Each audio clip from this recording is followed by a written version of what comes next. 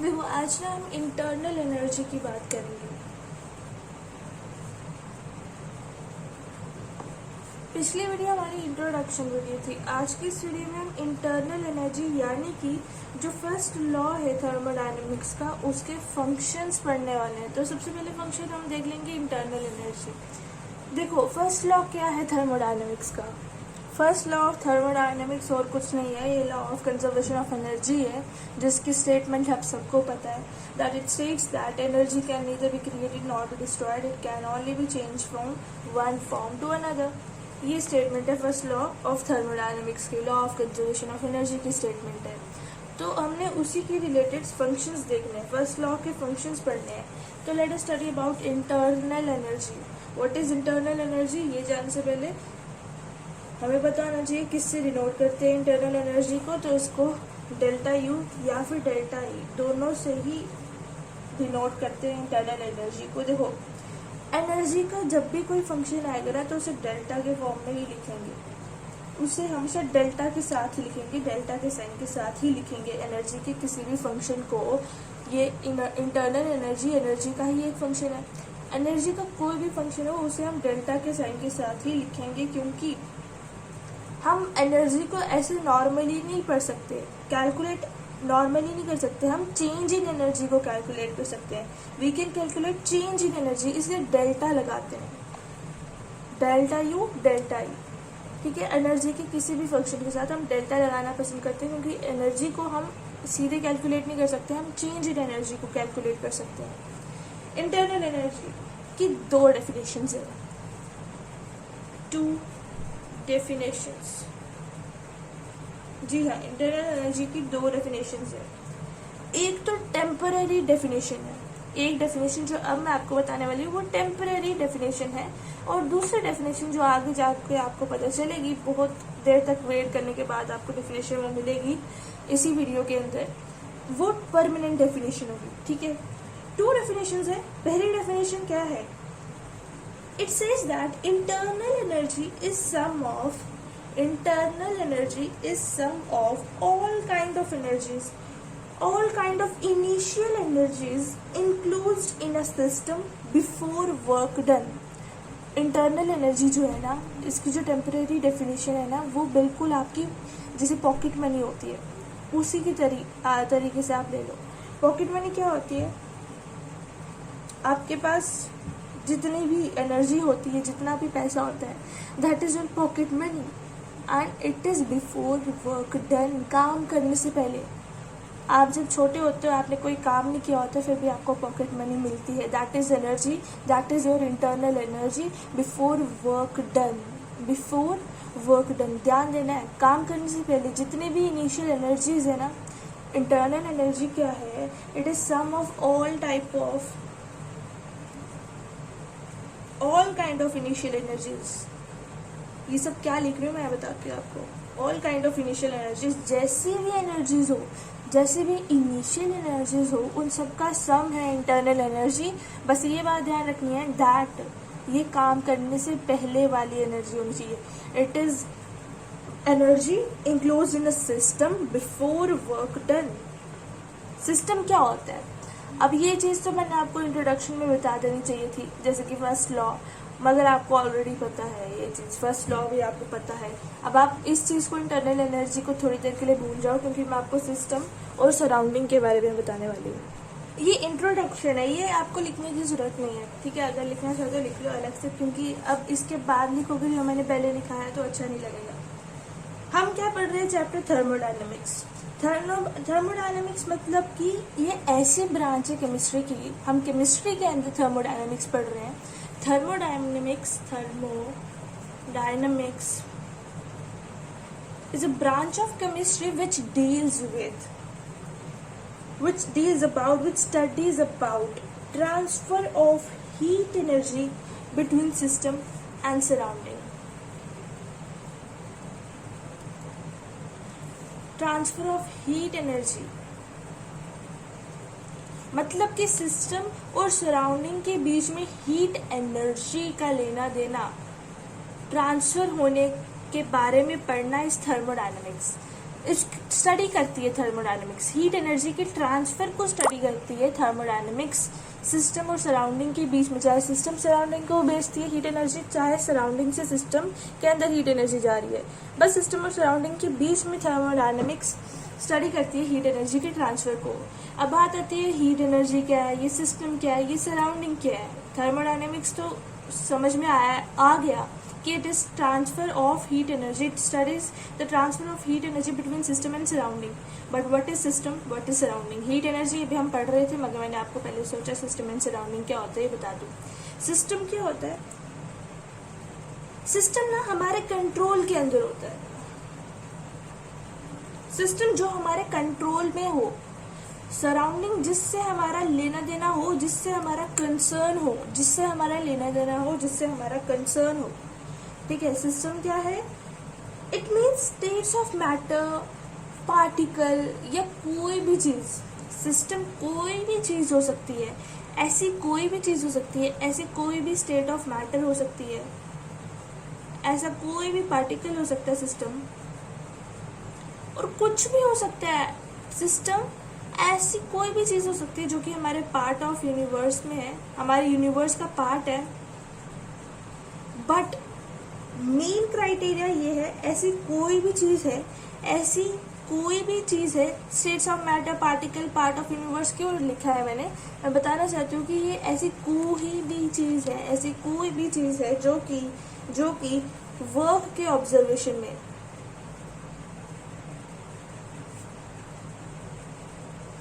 which is under the observation of work।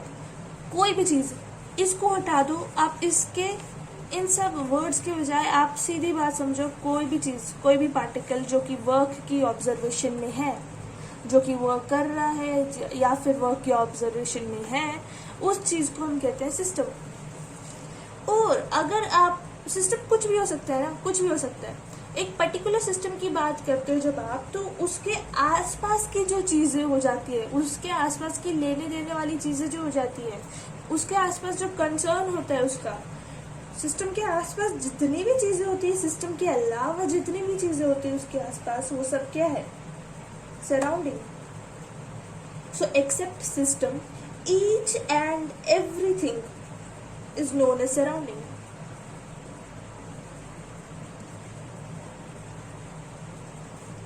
Each and everything except system is known as surrounding। अब एक और term है boundary. Boundary, what is boundary? यहाँ पर thermodynamics chapter के अंदर बाउंड्री क्या है? बाउंड्री में बहुत सारे एस्पेक्ट्स में बाउंड्री का मतलब समझाया जा सकता है, बट यहाँ पे हम थर्मोडायनेमिक्स पढ़ रहे हैं। थर्मोडायनेमिक्स के अंदर बाउंड्री क्या है? बाउंड्री, सपोज करो सिस्टम है और उसके आसपास जो भी चीज है वो सराउंडिंग है, ठीक है। तो सिस्टम को सराउंडिंग से जो लाइन, जो इमेजिनरी लाइन, किसी भी सिस्टम को उसके आसपास की चीजों से, किसी भी सिस्टम को जो इमेजिनरी लाइन उसके सराउंडिंग से डिस्टिंग्विश करती है, वो चीज होती है क्या? बिल्कुल सही, boundary. So boundary is an imaginary line, क्योंकि यार सपोज करो आप एक सिस्टम हो, क्या आप वर्क करते हो? बिल्कुल, हम इंसान, we are under the work of observation of work, तो हम भी एक तरह का सिस्टम ही है ना। तो हमारे आसपास की जो सराउंडिंग है और हमारे बीच में क्या आपको कोई लाइन दिखती है? नहीं। ये मैं क्या बोल रही हूँ, मैं बोलना चाह रही हूँ कि इमेजिनरी लाइन हमने बनाई हुई है, इमेजिनरी लाइन, असली में नहीं होती है सिस्टम और सराउंडिंग के बीच में, इमेजिनरी लाइन है, that is boundary. Imaginary line which distinguish system from surrounding is known as boundary। क्योंकि पढ़ने के लिए तो कोई imaginary line बनानी पड़ेगी ताकि हम सिस्टम और सराउंडिंग को किसी ना किसी तरीके से तो डिस्टिंग्विश कर सके, तो बाउंड्री बना ली, ठीक है। और सिस्टम क्या है? हमारे कंट्रोल में है, सराउंडिंग से हमारा कंसर्न है, और हमें पता है, हमें क्या पता है? हमें सब पता है। हमें ये पता है कि सराउंडिंग जो होती है इट इज अनलिमिटेड। क्या हमें ये चीज नहीं पता? Surrounding is unlimited, infinite. Surrounding is unlimited, infinite. इसी वजह से क्योंकि सराउंडिंग अनलिमिटेड है मगर सिस्टम तो लिमिटेड है ना। सराउंडिंग का आपको कोई लाइन दिख रही है, सिस्टम के आगे एक लाइन दिख रही है, मतलब सिस्टम लिमिटेड है। सराउंडिंग की कोई लिमिटेशन नहीं है, surrounding is limited, surrounding is unlimited, system is limited. इसलिए मैं क्या कहना चाहती हूँ कि सिस्टम को हम स्टैंडर्डाइज कर सकते हैं। We can standardize system. हम सिस्टम की स्टैंडर्ड वैल्यू को डिसाइड कर सकते हैं, बट हम सराउंडिंग की स्टैंडर्ड वैल्यू को नहीं डिसाइड कर सकते। We can not standardize surrounding. क्यों? क्योंकि इट इज अनलिमिटेड। कोई चीज़ लिमिटेड हो, किसी चीज़ के बारे में पता हो, अच्छा ये चीज़ इतनी है, अच्छा सिस्टम इतना है, ये सिस्टम इतना है, तो मैं इसकी स्टैंडर्ड वैल्यू फिक्स कर सकती हूँ, इसको स्टैंडर्डाइज कर सकती हूँ। दैट इज स्टैंडर्डाइज करना। We can standardize system, we can not standardize surrounding. ठीक है, फिर उसके बाद कुछ चीज़ें आ जाती है। सिस्टम की भी टाइप्स होती हैं। There are types of system. क्या टाइप्स ऑफ सिस्टम है? Types of system, there are types of system. एक होता है open system, then comes the closed system, then comes the open system, closed system, then comes the isolated system.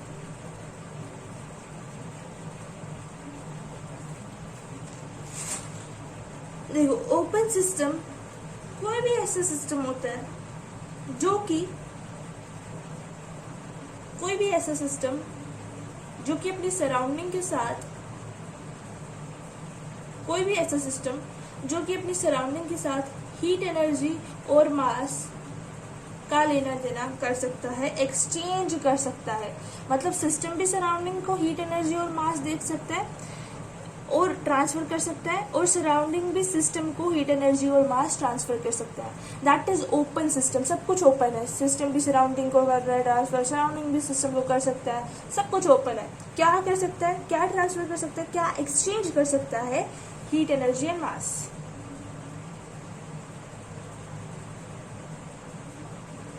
दोनों को exchange कर सकता है। तो मैं इसके आगे टिक लगाऊंगी। ठीक है, ओपन सिस्टम के अंदर जैसे कि आप एक सिस्टम हो, आप सराउंडिंग से ऑक्सीजन लेते हो कि नहीं लेते हो? बिल्कुल।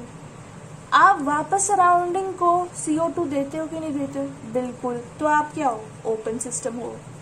चाय ले लो, चाय का कप ले लो। जब चाय का कप ठंडा हो जाएगा, मतलब कि चाय जब ठंडी हो जाएगी तो उसकी हीट एनर्जी तो रिलीज होती है। सराउंडिंग में हीट एनर्जी चली जाती है चाय की, है ना। हीट एनर्जी तो ट्रांसफर हो जाती है, चाय ठंडी हो जाती है। साथ ही साथ कुछ हद तक, बहुत कम हद तक मास भी जाता है सराउंडिंग में।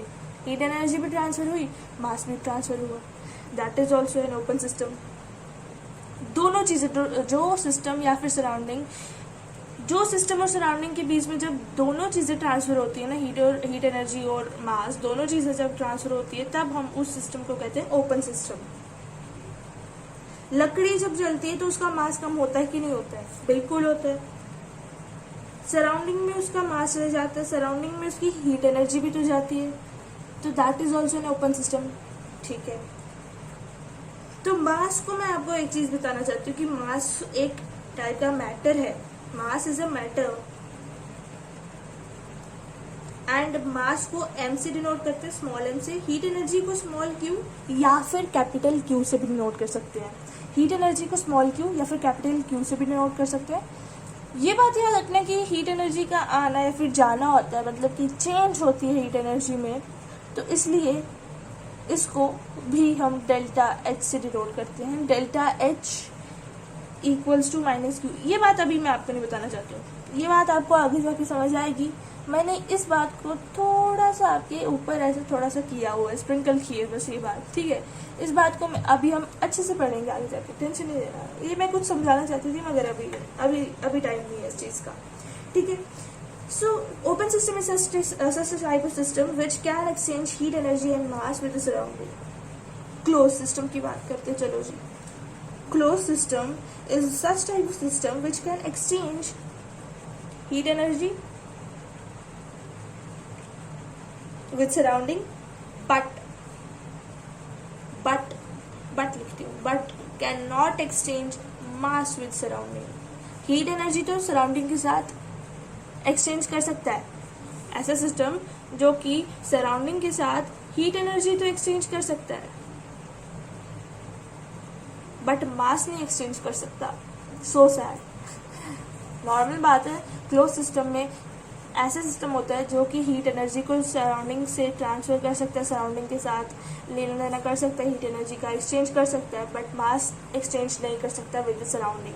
ऐसा system is close system. Example, यही चाय का कप जिसमें आप देख रहे थे, जब ये चाय का कप कवर नहीं था ना, जब तब आप देख रहे थे इसमें हीट एनर्जी भी सराउंडिंग के साथ ट्रांसफर कर रहा था, एक्सचेंज कर रहा था, मास भी थोड़ा कुछ हद तक इसका कम हो रहा था, चाय का मास भी कुछ हद तक कम हो रहा था। बट उसी चाय के कप को अब मैं कवर कर दूं, ऊपर से कवर कर दूं चाय के कप को। क्यों हम कवर करते हैं चाय के कप को? बेवकूफ़ है हम क्या? हम लोग, हम इंसान बेवकूफ़ होते हैं जो चाय के कप को कवर करते हैं? यही तो बात है, यही तो बात है। हम चाय के कप को इसलिए कवर करते हैं, क्यों? क्योंकि ये क्लोज सिस्टम बन जाता है उस वक्त जब हम चाय के कप को कवर करते हैं, तब ये क्लोज सिस्टम की तरह एक्ट करते हैं। क्लोज सिस्टम ऐसा सिस्टम जिसमें सिर्फ हीट एनर्जी एक्सचेंज हो सकती है, मास नहीं। वेपर्स, जब चाय के कप को हम बंद करेंगे, कवर कर देंगे, कुछ वेपर्स तो फिर भी उड़ेंगे ही ना, वेपर्स तो उड़ेंगे ही।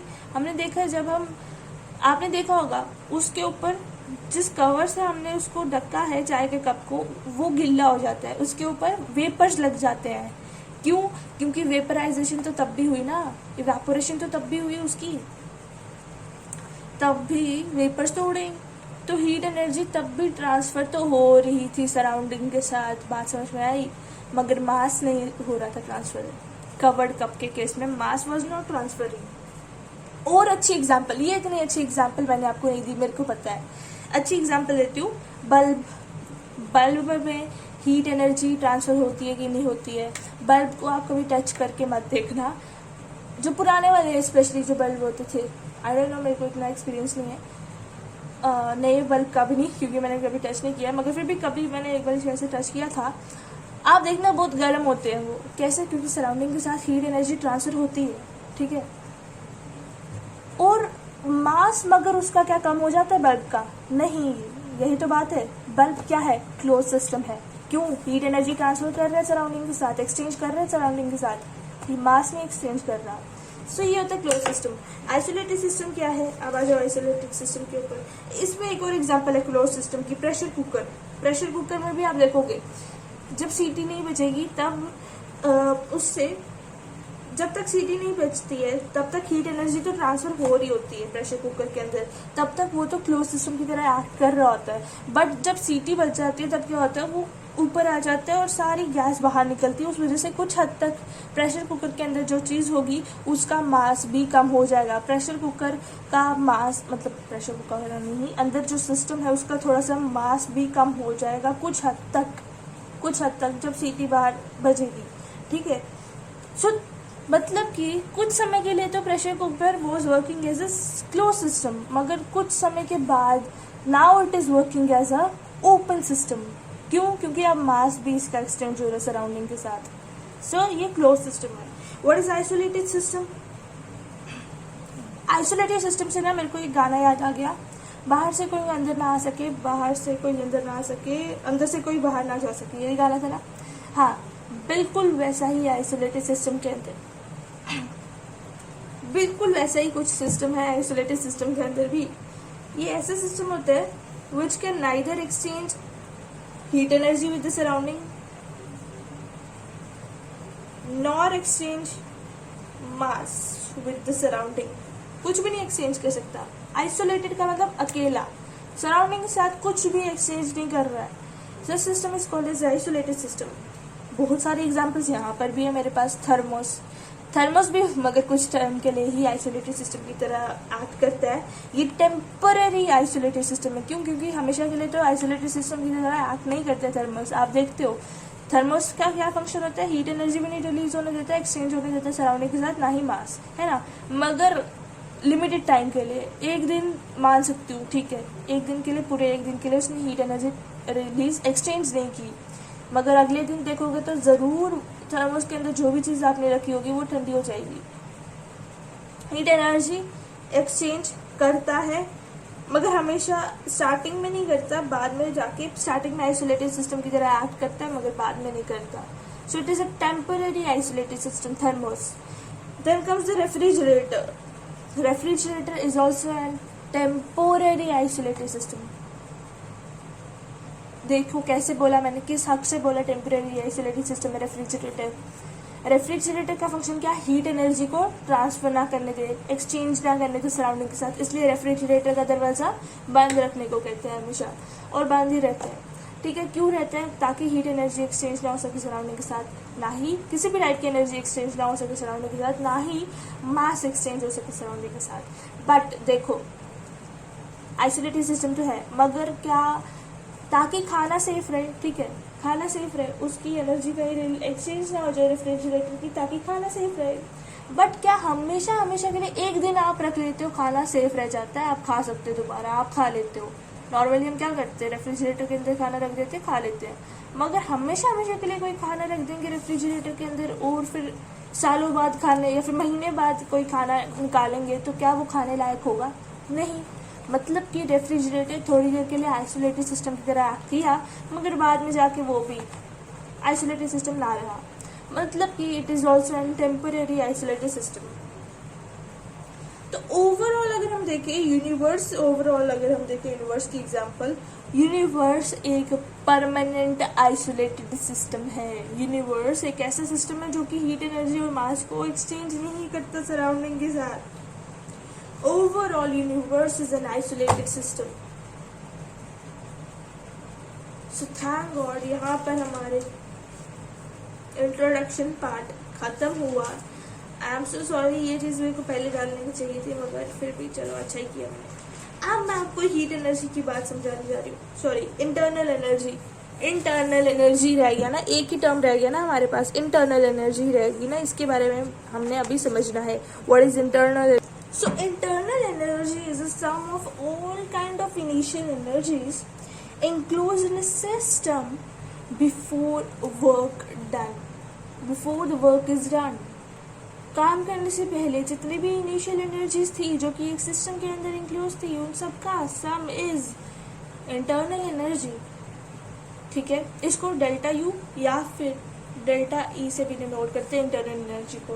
मतलब कि किसी भी टाइप की एनर्जी ले लो, किसी भी टाइप की, electronic energy, nuclear energy, then comes the mechanical energy, kinetic energy, किसी भी टाइप की इनिशियल एनर्जी जो कि एक सिस्टम के अंदर इंक्लूज हो बिफोर वर्क डन, उनका सम इज इंटरनल एनर्जी.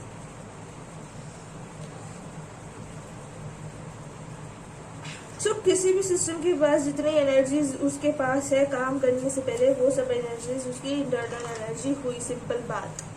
ये थी हमारी temporary definition for internal energy. अब आप सोच रहे हैं मैं आपको असली डेफिनेशन, परमानेंट डेफिनेशन भी बताऊंगी इंटरनल एनर्जी की, तो उसके लिए आपको बहुत वेट करना पड़ेगा, क्योंकि अभी वो डेफिनेशन नहीं आएगी. अभी मैं आपको एक मैथमेटिकल एक्सप्रेशन बताने वाली हूँ, फर्स्ट लॉ फॉर थर्मोडायनेमिक्स का. मैथमेटिकल expression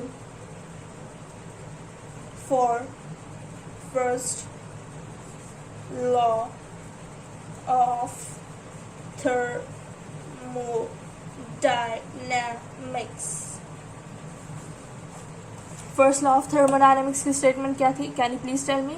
जी हाँ, बिल्कुल, law of conservation of energy की ही statement first law of thermodynamics की भी थी. क्यों, क्या स्टेटमेंट थी? It states that energy can neither be created nor be destroyed. ये बेवकूफ़ से बेवकूफ़ बच्चे को भी पता होती है, मतलब कि आई मीन टू से हर बच्चे को पता होती है ये definition first law of thermodynamics की.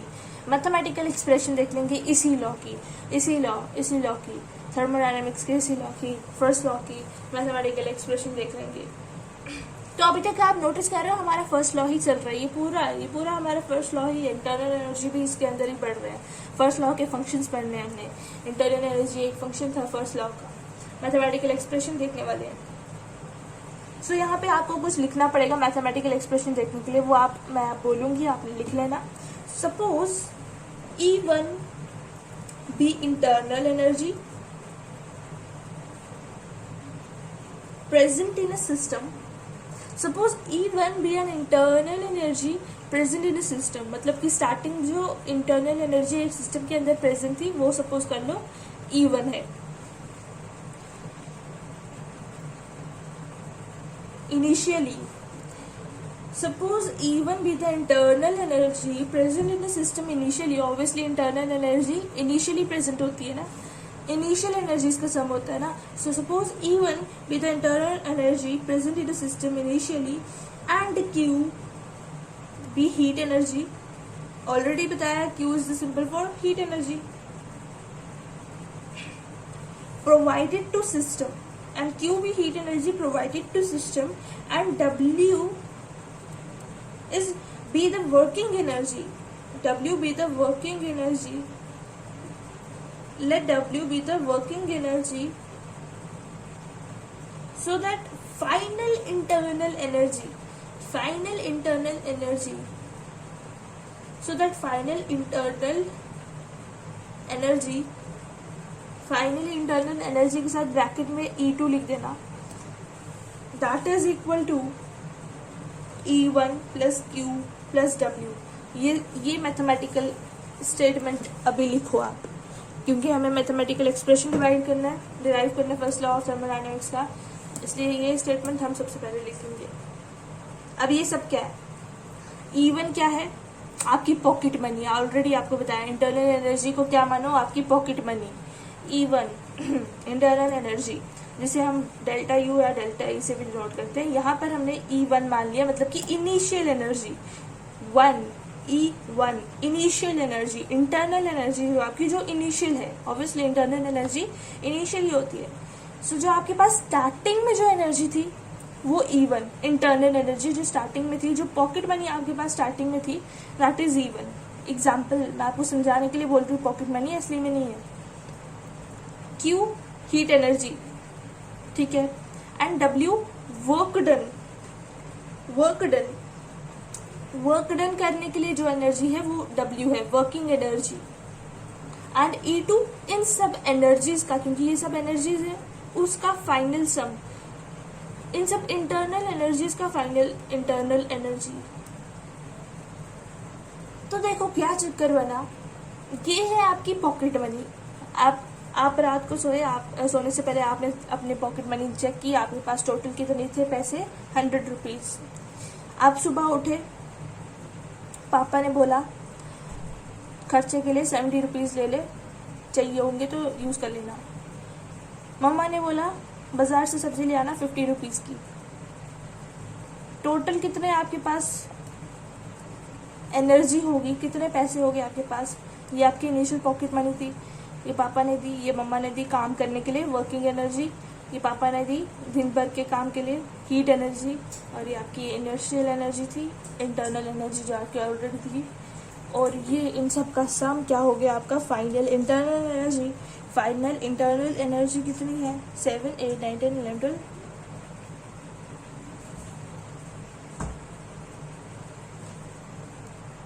तो E1 को जब मैं LHS में लाऊंगी तो it will be E2 minus E1, and यहाँ पे RHS में बच जाएगा Q plus W heat energy plus working energy.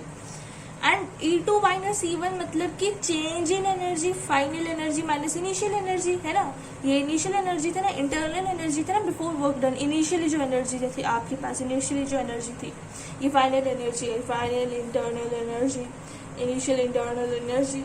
तो चेंज इन एनर्जी हुई, मतलब कि delta E equals to Q plus W, या फिर delta U equals to Q plus W. मतलब कि ये मैंने क्या लाया, फर्स्ट लॉ ऑफ थर्मोडायनेमिक्स में अभी हमने जब देखा था फर्स्ट लॉ ऑफ थर्मोडायनेमिक्स, ये मैंने क्या लिखा था, हीट एनर्जी. थर्मोडायनेमिक्स क्या है, is transfer of heat energy from system between system and surrounding. तो हीट एनर्जी के लिए तो हमें एक्चुअली में हीट एनर्जी के लिए तो हमें एक्चुअली में ये स्टेटमेंट देखनी थी, मैथमेटिकल एक्सप्रेशन देखना था फर्स्ट लॉ ऑफ थर्मोडायनेमिक्स का. तो हीट एनर्जी के लिए हमने मैथमेटिकल एक्सप्रेशन देखा. फर्स्ट लॉ ऑफ थर्मोडायनेमिक्स का ये मैथमेटिकल एक्सप्रेशन है, रिमेंबर दिस पॉइंट. ये मैथमेटिकल एक्सप्रेशन है for the first law of thermodynamics, remember this point. Thermodynamics is the study of heat energy, is the study of transfer of heat energy from system to surrounding, between system and surrounding. तो हमने heat energy के related ही तो statement देखी, mathematical expression देखा thermodynamics का. Again मैं ये आपको बताना चाहूँगी, जो आपके पास इनिशियल इंटरनल एनर्जी थी, सुबह उठे आपको हीट एनर्जी मिली, साथ ही साथ काम करने के लिए मम्मा ने आपको वर्किंग एनर्जी दी. टोटल आपके पास कितनी फाइनल एनर्जी होगी, जो आपकी इंटरनल एनर्जी है, दैट इज E2. अब E2 माइनस E1 करूंगी तो ये हो जाएगा Q plus W, and this is change in energy, जो कि है हीट एनर्जी. हीट एनर्जी ये ना, एक्चुअली में हीट के रिलेटेड ही सब कुछ बातें कर रहे हैं, एनर्जी के रिलेटेड सब कुछ बातें कर रहे हैं. Q प्लस W और delta U. So this is the mathematical expression for the first law of thermodynamics. I hope it is clear to you. अब हम क्या देखेंगे बेटा, नेक्स्ट चीज हम जो देखने वाले हैं, that is derivation. Derivation for work done. काम करने वाले मतलब कि वर्क डन, वर्क के लिए डेरिवेशन देखेंगे. वर्क डन की डेरिवेशन देखेंगे. वर्क डन का एक्चुअली में एक फॉर्मूला है जिसकी हमें डेरिवेशन देखने की, वो फॉर्मूला आया कैसे. और रिमेम्बर, ये जो है ना, ये डेरिवेशन आपको पूरी प्रॉपर तरीके से लिखनी है, यहाँ से मार्क्स कटते हैं, ठीक है. तो इसमें सब स्टेप्स फॉलो करने हैं आपको, कोई स्टेप छोड़ना नहीं है. तो सबसे पहले लिखो आप जो मैं कह रही हूँ. फॉर गिवन सिस्टम, सपोज एक सिस्टम है which is given to you, connected with piston, ऊपर पिस्टन का बार डाला हुआ है. If initial volume connected with piston, bracket में लिखो capital P. If initial volume of vessel is V1, initial volume कितनी है वेसल की, V1. If initial volume of vessel is V1, cross section area is A. Cross section area is a. अब मेरे को एक चीज बताना, आगे बढ़ने से पहले एक चीज बताना. पिस्टन को जब मैं यहाँ पर करूंगी, बाहर डालूंगी, तो ये नीचे आएगा तो इसका वॉल्यूम कम हो जाएगा, है ना. तो इसका वॉल्यूम कम हो जाएगा, V2 मान लेते हैं उसे, इतना हो जाएगा वॉल्यूम. अब इतना वॉल्यूम हो गया, तो क्या इसका वॉल्यूम कम होने से एरिया चेंज हो जाएगा? नहीं, जो क्रॉस सेक्शन एरिया है वो चेंज नहीं करेगा. वॉल्यूम कम होने से cross section area will not change. Remember that point. So for given system connected with a piston P, if initial volume of vessel is V1 and cross section area is A, whenever pressure is applied, final volume is V2, so that displacement is, जितनी displacement हुई dx. Displacement क्यों बोला मैंने इसे, height क्यों नहीं बोला? क्योंकि ये छोटा सा डिस्प्लेसमेंट, छोटा सा डिस्टेंस हुआ ना, तो छोटा डिस्टेंस मतलब कि डिस्प्लेसमेंट. और क्या, dx मान लिया मैंने. x के साथ d क्यों लगाया, ये लगाते हैं स्मॉल वैल्यूज के लिए लगाते हैं, ठीक है. सो अब डेरिवेशन देखते हैं. ये आपने लिख लिया होगा, इधर आपने लिख लिया होगा, ऐसे डायग्राम भी बना ली होगी. अब डेरिवेशन देखते हैं. हमें पता है कि work is equal to force into displacement, ठीक है. वर्क क्या है, इससे मैं dw मान लेती हूँ, क्योंकि वर्क डन, क्योंकि पार्शियल वर्क डन हुआ है. हाइट इज पार्शियल हाइट है, थोड़ी सी height is partial, therefore work done is also partial, इसलिए मैंने इसके आगे भी d लगा लिया. एंड फोर्स को मैं -F लिखूंगी. -F क्यों लिखा मैंने फोर्स को? क्योंकि ये एक्सटर्नल एनर्जी थी, बाहर से. सिस्टम ने अंदर से नहीं एनर्जी लगाई, फोर्स लगाई. सिस्टम के बाहर से फोर्स लगी है, एक्सटर्नल फोर्स से, इसलिए माइनस लगाई है. Into displacement. डिस्प्लेसमेंट क्या है इसके लिए मैंने आपको बता दिया है, dx. अब इसे मान लो इक्वेशन नंबर फर्स्ट. अब हम सबको पता है, दुनिया का सबसे बड़ा मजाक लिखो, दैट वी नो दैट हम सबको पता है pressure is equal to force upon area. Pressure क्या है? It is force upon area. Agree और नॉट? बिल्कुल। एंड फोर्स क्या हो जाएगा? Pressure into area.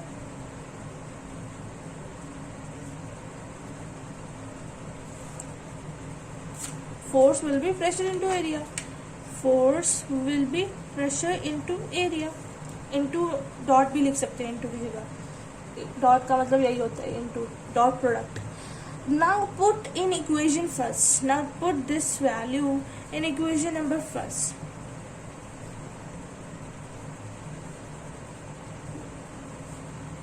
Equation number first क्या थी? dw equals to minus f, minus तो माइनस रहेगा, f की वैल्यू क्या आ गई? p dot A into D X. ठीक है। And now we know that, again we know that, आपको पता ही होगा कि वॉल्यूम क्या होता है। अब आप बताओ वॉल्यूम क्या होता है? Length into breadth into height. और लेंथ इंटू, देखो रफ में बताते हैं, volume is length into breadth into height. Length into breadth क्या होता है? Area into height. So volume is area into height. तो ये चीज लिख दो, volume is area into height. Then volume को मैं भी, इसको भी dv लिखूंगी। वॉल्यूम को सीधे v नहीं लिखूंगी, dv लिखूंगी। क्यों? Because of partial height, because height is partial, that is why volume is also partial. Area into height क्या है? एरिया को a लिखती हूँ ना, a माना है ना एरिया को, a डॉट हाइट क्या है? dx। तो a डॉट डी एक्स कहीं पे आपको दिख रहा है? इसको मैं ऐसे भी लिख सकती हूँ ना, माइनस पी डॉट ए डॉट डी एक्स, है ना। तो a डॉट डी एक्स आपको यहाँ पर दिख रहा है, जो कि dv के इक्वल होता है। Now put dv equals to a dot D X in equation number second. Now put it in equation second.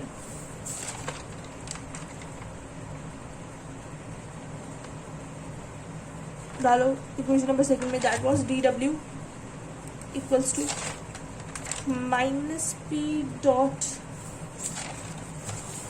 a dot D X. a dot D X is dv। अब इसे मान लो equation number third. अब क्या करेंगे हम? Physics apply करेंगे, थोड़ी सी physics लानी पड़ेगी यहाँ पर।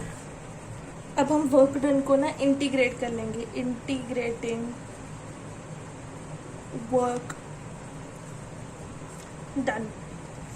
इंटीग्रेटिंग क्या? Work done. क्योंकि आगे वो कोई चाह रहा तो दिख रहा ही नहीं इंटीग्रेशन के अलावा। इसको मैं क्या करूँगी, वन डॉट डी वी लिखूंगी तो चलेगा ना? चलेगा ना? बिल्कुल चलेगा, दौड़ेगा। एंड लिमिट्स क्या होगी वर्क डन की? 0 टू w। तो स्टार्टिंग में कुछ वर्क तो किया ही नहीं था, तो 0 था। बाद में वर्क डन किया, जो फाइनल वर्क डन किया वो w। ठीक है, जो फाइनल वर्क किया वो w। समझ में आई बात? ये लिमिट्स है। ये क्या है? लिमिट्स है। इंटीग्रेशन की यहाँ पे साइड पे ये इंटीग्रेशन का साइन होता है, इसका मतलब integration, integrate with respect to w।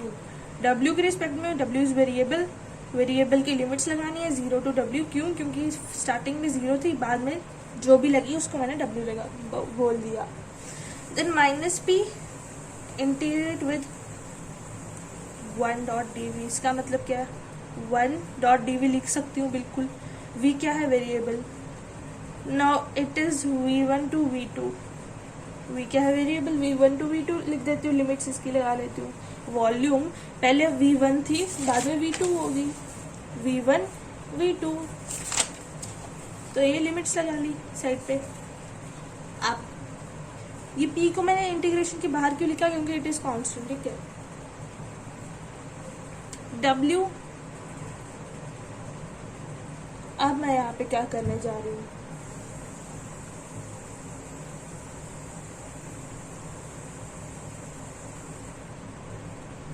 देखो यहाँ पे W नहीं लिखा है, तो W नहीं लिखा है इसका मतलब क्या है, रफ में आपको समझाती हूँ।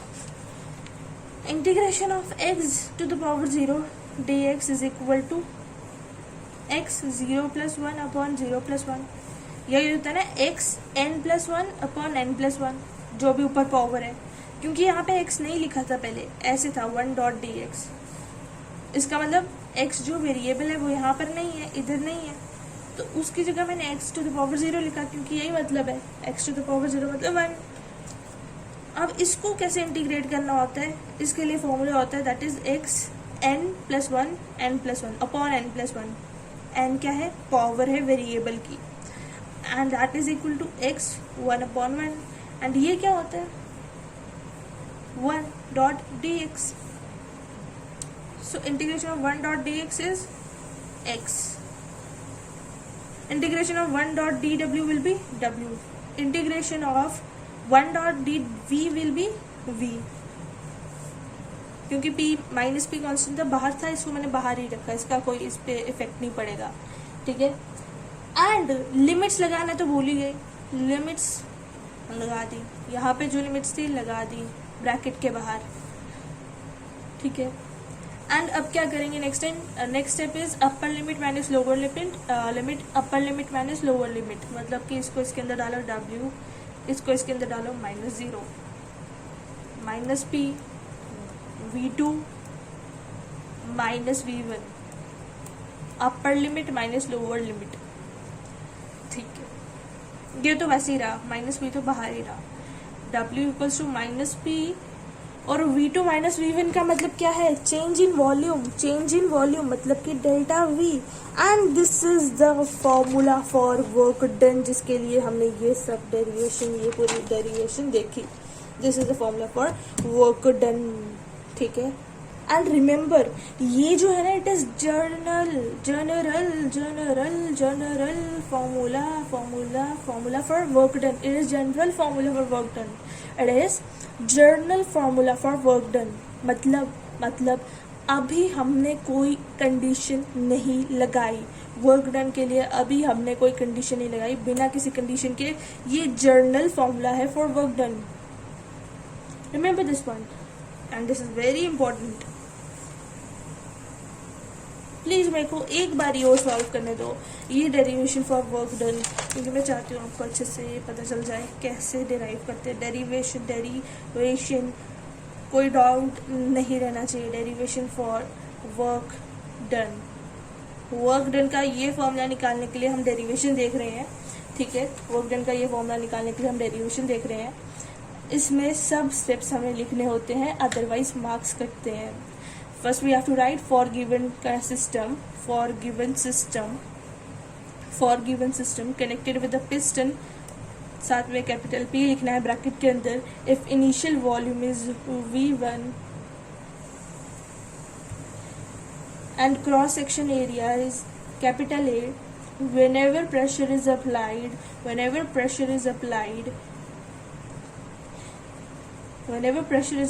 final volume becomes V2, so that displacement is dx क्यों लिखा, क्योंकि पार्शियल डिस्प्लेसमेंट है, इसलिए d लगा लिया। और डिस्प्लेसमेंट क्यों बोला, क्योंकि छोटा डिस्टेंस कवर किया, हाइट छोटी है। एंड एक बात याद रखना, क्रॉस सेक्शन चेंज नहीं करेगा, चाहे प्रेशर जितना भी लगा लो, क्रॉस सेक्शन चेंज नहीं करेगा। वॉल्यूम V1 था, V2 हो गया, जितना भी उसने प्रेशर लगाया उसकी वजह से वॉल्यूम चेंज हुआ। So for a given system connected with a piston, if initial volume is in the vessel is V1 and cross section area is A, capital A, whenever pressure is applied, final volume is V2, so that displacement is dx. And we know that हमें work done का formula निकालना है, ये वाला journal formula निकालना है, इसलिए हमें डेरिवेशन देखनी है, तो उसके लिए we know that formula for work done is force into displacement. अब क्योंकि बाहर से फोर्स लगी थी इसलिए मैंने -F लिखा एक्सटर्नल फोर्स के लिए, एंड dx क्यों लिखा, क्योंकि छोटी डिस्प्लेसमेंट है। W इक्वल्स टू क्योंकि छोटी due to partial due to partial height, because height is partial, that is why work done is also partial, minus f dx. This is first equation, and we know that क्योंकि मेरे को force की जगह कुछ और लिखना है इसलिए मैं लिख रही हूँ pressure is equal to force upon area. Force will be equal to pressure into area. तो फोर्स की वैल्यू डाल दो इधर इक्वेशन नंबर फर्स्ट में. In equation first that will be D W equals to minus P dot A into D X. अब A dot D x भी मेरे को अच्छा नहीं लग रहा है इसलिए मैंने दोबारा बोला. हम सबको पता है, हम बहुत शाने हैं, हम सबको पता है, we know that volume is equal to length into breadth that is equal to area into height. So volume is equal to area dv, क्योंकि पार्शियल हाइट थी, पार्शियल वर्क डन हुआ इसलिए पार्शियल वॉल्यूम हुआ. a into height क्या है dx. तो a into D x की जगह मैं dv लिख दूंगी. इन इक्वेशन सेकेंड में डाल लेते हैं ये value. Now put this value in equation number second. Put the value of dv in equation number second. dw will be equal to minus P dot dv. अब आगे क्या चारा बचा मेरे पास इंटीग्रेट करने का. इंटीग्रेटिंग dw वन डॉट लिख सकती हूँ ना, कांस्टेंट लिख सकती हूँ यहाँ पे, बिल्कुल लिख सकती हूँ. लिमिट्स क्या है 0 टू w वेरिएबल की w की equals to minus P one dot dv v1 to v2 limits लगा ली. Work done is equal to 0 to w minus P v1 to v2 w minus 0 equals to minus P v2 minus v1 w equals to minus P v2 minus v1 क्या है delta v. Change in velocity is delta v. Sorry, change in volume is delta v. Change in everything, change in anything, change in energy is equal to delta energy, delta E और delta you, है ना. मतलब change in कुछ भी will be delta कुछ भी. जिस भी चीज़ की चेंज हुई that is equal to delta. उसके साथ डेल्टा लगा लेना है. जो भी चीज़ चेंज हो रही है उसके साथ डेल्टा लगा लेना है. तो हमें ये चीज़ तो पता ही है, इसका बताने की जरूरत नहीं. And this is the general formula जिसके लिए हमने ये डेरिवेशन देखी.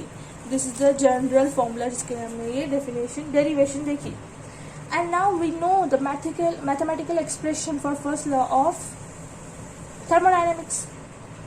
हमें मैथमेटिकल एक्सप्रेशन पता है फर्स्ट लॉ ऑफ थर्मोडायनेमिक्स की, है ना. ये तो आपको याद होगा, मैंने आपको यहाँ पर हीट एनर्जी का मैथमेटिकल एक्सप्रेशन देखा था, है ना. Mathematical expression for first law of thermodynamics is this delta U. यहाँ पे लिखना है we know the mathematical expression for first law of thermodynamics that is delta U. I hope ये पॉइंट कोई मिस ना कर जाए, क्योंकि मैं यहाँ पे वापस ही रिवाइज करने लग गई, प्रैक्टिस करने लग गई थी. यहाँ पे ये पॉइंट आपको प्रैक्टिस कराने लग गई थी, इसलिए ये डेरिवेशन की वजह से आप कहीं ये ना मिक्स कर जाओ. प्लीज़ ध्यान से देखना. We know the mathematical expression for first law of thermodynamics that is delta U equals to Q plus W. Delta U equals to Q plus W. ठीक है, डब्ल्यू क्या है minus P delta V. So W U will be equal to Q minus P delta V. And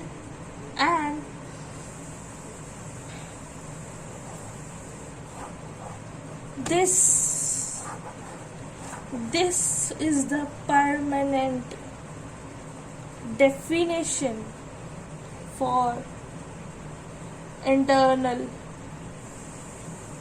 energy. This was temporary definition for internal energy. This is permanent definition for internal energy. This is permanent definition for internal energy. This was temporary definition for internal energy. This is permanent. अब हम ना अब हम जो भी चीज़ें देखेंगे ना कंडीशन के साथ देखेंगे। अभी तक हम कंडीशन के बिना देख रहे थे, कंडीशन के बिना देख रहे थे अभी तक चीज़ें वर्क डन की डेरिवेशन जब देखी, कंडीशन के बिना देखा। अब कंडीशन के साथ देखेंगे for isochoric process. Isochoric process एक ऐसा प्रोसेस होता है जिसमें वॉल्यूम जो होती है रिएक्शन वेसल की वो कांस्टेंट रहती है। What I said is volume जो होती है रिएक्शन वेसल की वो कांस्टेंट रहती है, चेंज नहीं होती। Delta V is equal to 0, change नहीं होता। There is no change in volume of vessel. In isochoric process volume of reaction vessel is constant. अब क्योंकि delta V is equal to 0 तो आपको पता है W equals to minus delta V। अब जब डेल्टा V 0 होगा तो W will be also equal to 0। मतलब कि चाहे आप जितना भी वर्क करो, चाहे जितना भी फोर्स लगाओ, चाहे आप एग्जाम्पल मैं आपको समझाती हूँ।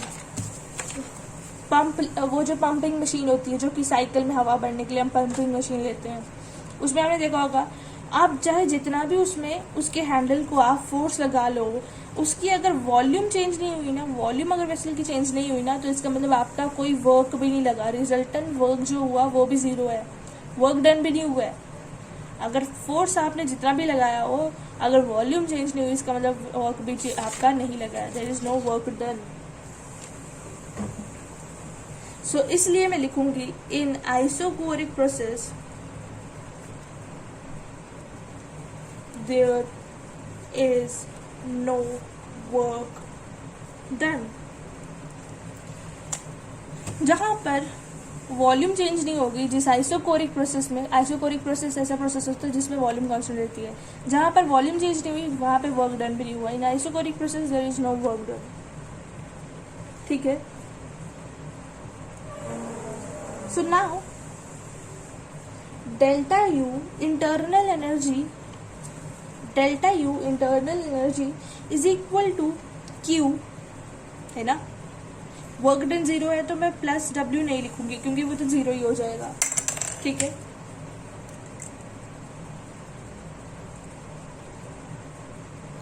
हमने क्या देखा था, delta U equals to Q plus W, तो W तो 0 है तो इसलिए मैं Q ही लिख रही हूँ।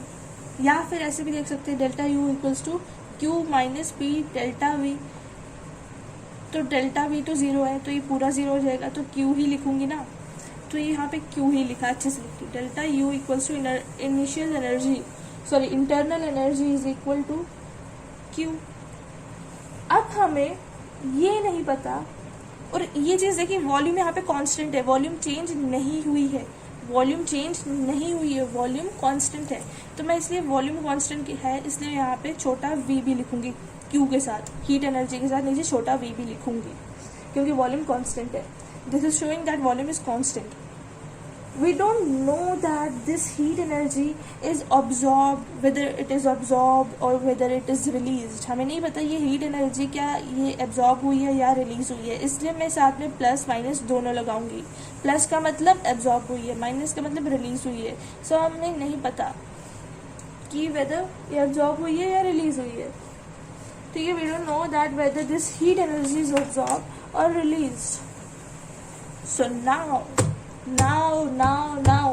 आपके इंतजार की घड़ी खत्म हुई। परमानेंट जो डेफिनेशन है, परमानेंट डेफिनेशन जो है ना हीट एनर्जी की वो लिखो।